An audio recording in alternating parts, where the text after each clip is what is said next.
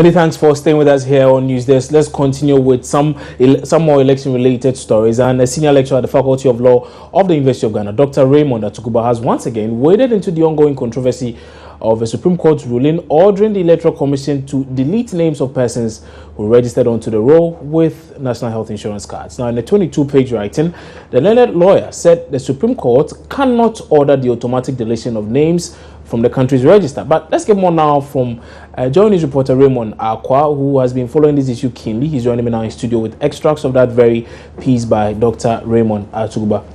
Raymond, many thanks for joining us. So, in essence, what is Dr. Atuguba saying? First, he's saying that it is not true that Abu Ramadan went to court with specific reliefs in a clarification and they were all granted. To him, all the 4 reliefs that were being sought, it was only half of one that was actually granted. To him, what was even granted was modified, actually retuned, and the Supreme Court decided to grant that. Putting it together, what he is saying is that what has been out there, that there has been massive victory for Abu Ramadan, is really much ado about nothing. He moved on to also take the issues one by one and say the cracks of what has even been granted is not different from each June 23rd directive. Indeed, the May 5th ruling said clearly that people who were on the voters register with National Health Insurance card should be removed, but given the opportunity to also re-register. He insists that the Supreme Court meant that that will be done by due process, and due process in this case means the EC's process according to its laws. He also explained that just because the court said it had powers under 2.2 to say this thing, it does not necessarily mean that he cannot, as in the court, cannot insist on the right thing being done through due process, and that it wants to sideline due process and go ahead with what's supposed to be an automatic removal.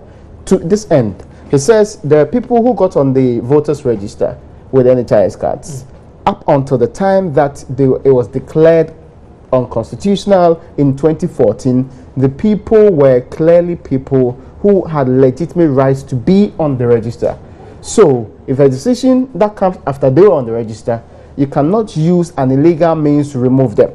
He says that the kind discussion that says the court insists they should be removed immediately by the EC before a discussion proceeds to do what they call it, a re-registering, is wrong. What he is saying is that the court said, and that people misunderstand what the court said, go through the right process.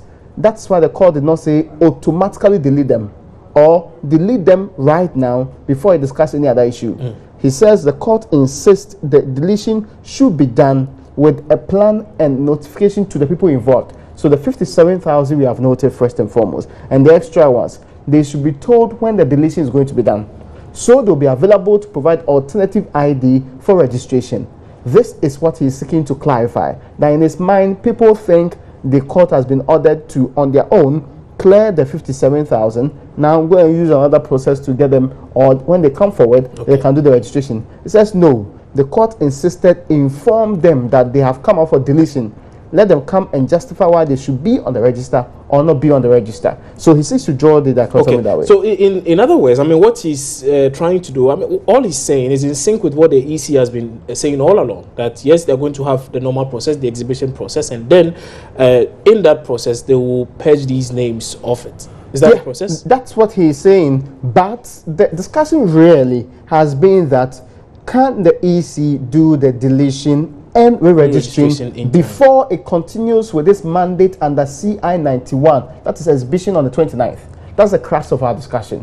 It has never really been that the EC is supposed to abandon everything and do this one.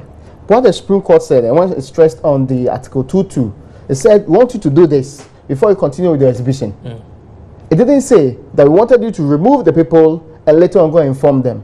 So that part, I don't know where, if he says that it's public commentary, it is actually those who have been saying things in the public domain that are saying that. But what the court said, which was clear to everybody, was that don't wait till exhibition to do the deletion. Delete it and make sure that the people get a chance to register before you continue with your calendar. Okay, right. Raymond, many thanks for that update. And that was Raymond Akwa bringing us more on that piece by Dr. Raymond Atuguba, a senior lecturer at the University of Ghana.